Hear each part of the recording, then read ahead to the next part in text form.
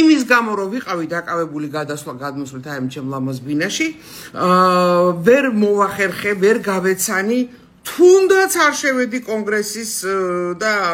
კონგრესის და სენატის საიტზე, სადაც არაფერი არ წერია ამასთან დაკავშირებით, მეგობრებო, აბსოლუტურად არაფერი.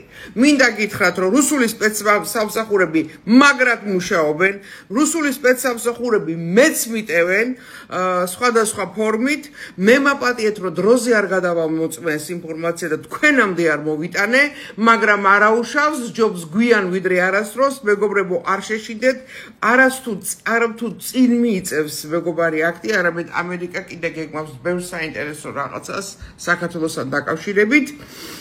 უბრალოდ მე დამჭირდა მთელი ღამე რომ ვაშინგტონს დაუკავშირდი, მივიღე ინფორმაცია, ყველაფერი კარგად არის. გკოცნით თქვენი აბონი, ახლა კი ყავას დავლევ. ხო ისა ოცრებაო.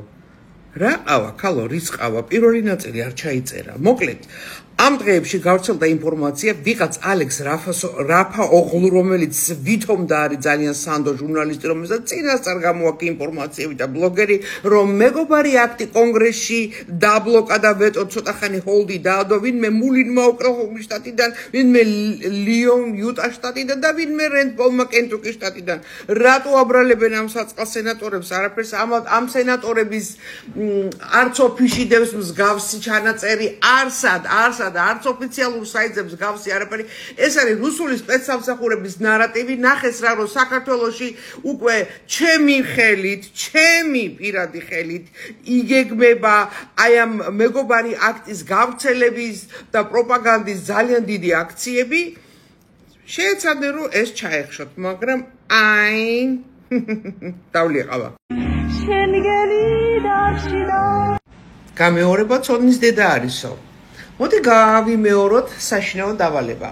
როგორც კი ამერიკის კონგრესი დაამტკიცებს მეგობარ აქტს, რა მოხდება? დაწესდება სანქციები ივანიშვილსა და მის წრეზე. მათი ქონება და ანგარიშები გაიყინება ამერიკის შეერთებულ შტატებში. ვერ ისარგებლებენ ამერიკის შეერთებული შტატების ფინანსური სისტემით. დაწესდება სავიზო შეზღუდვები მათზე და მათი ოჯახის წევრებისთვის.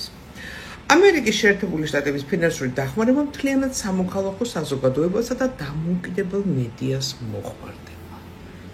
სად არის მთავარი არხი? ვინ გააქრო მთავარი არხი? რატო გააქრო მთავარი არხი? მხარდაჭერა გაუგრძელდება მხოლოდ ქართულ ჯარს. ხელისუფლება კი საერთაშორისო იზოლაციაში მოექცევა.